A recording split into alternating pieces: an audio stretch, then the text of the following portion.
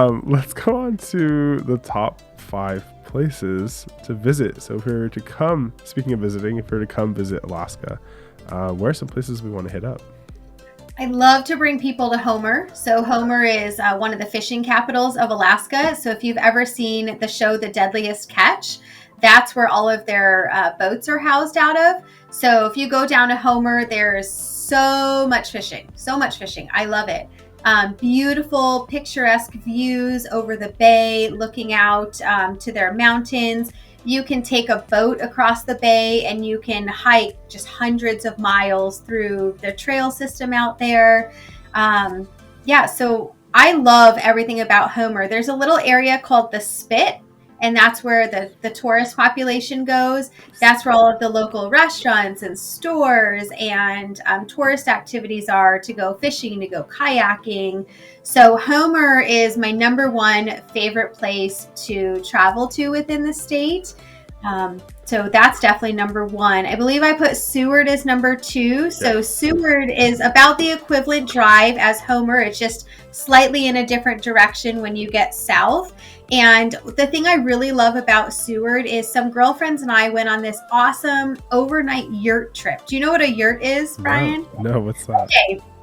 Okay. So you know the term glamping, right? Yes. Where it's like glamorous camping. So a yurt is this large, oftentimes 3 or 4 season type of tent, but they can be, I don't even know the largest ones they make. They can help it people. Seems like a more traditional style, like teepee kind of tent.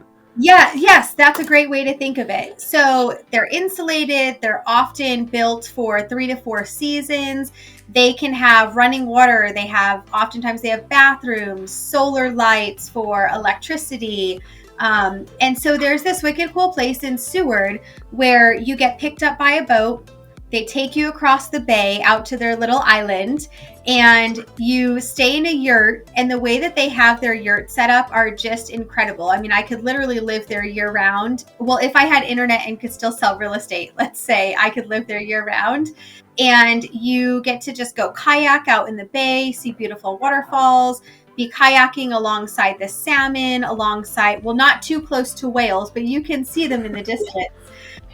Seward also has cruises that you can go on. So they'll take you out on these cruises. You see all the wildlife. You get to an island. You have a steak and salmon dinner. It's really fancy. You can see glaciers and mountains. And Seward really has a lot to offer, especially for tourists. They have a beautiful aquarium that you can visit, and just a great little small town and culture, and excellent restaurants and stores as well.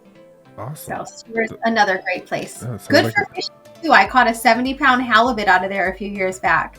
Wow. Yeah, that's amazing. The number 3 is, you have to help me with this one, Ketchikan. So I have a good friend who is also a realtor, and she lives in Ketchikan, and we were fortunate enough to get to go there this year for a realtor conference. And that place is magical. We had to take several hops to get there. So we got on a plane in Anchorage. They flew us to Juneau, Sitka, and then Ketchikan. So it did take us several hours to actually get there. And this place, it was like nothing I've ever seen in Alaska. It was so beautiful. They have such a close-knit community.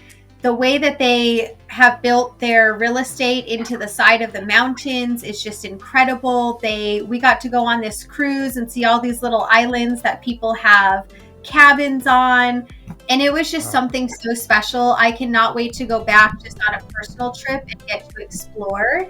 So if you've ever seen pictures of like totem poles and tikis, those are all over Ketchikan. That's part of the Ketchikan history there. So it was just really, really neat to see. It was a very quick trip. Again, we were there for a work conference. So I'm really excited to get to go back and see what else Ketchikan has to offer. It was just so beautiful and something so special. It's now one of my favorite places to travel. Okay. No, that's so good. I love that from a local. So like because you live in Alaska, so it's like if that's a place you want to keep exploring as a local, then certainly us, if we're visiting, we definitely want to check it out. Number 4, we have Fairbanks. So Fairbanks is very unique. They're kind of their own little world up there. They're about 6 hours north of us. And there's another military installation. So thanks to other military friends getting stationed there, I've gotten to spend a lot of time up there, specifically in the area of North Pole. So we truly do have a North Pole here. It is year-round Christmas. So you drive down the streets and they have all of their light posts are like candy canes. They're wrapped like candy canes. They have wreaths up year round. There is a 365-day-a-year Santa Claus at the Santa Claus house where you can go shopping. You can pet reindeer.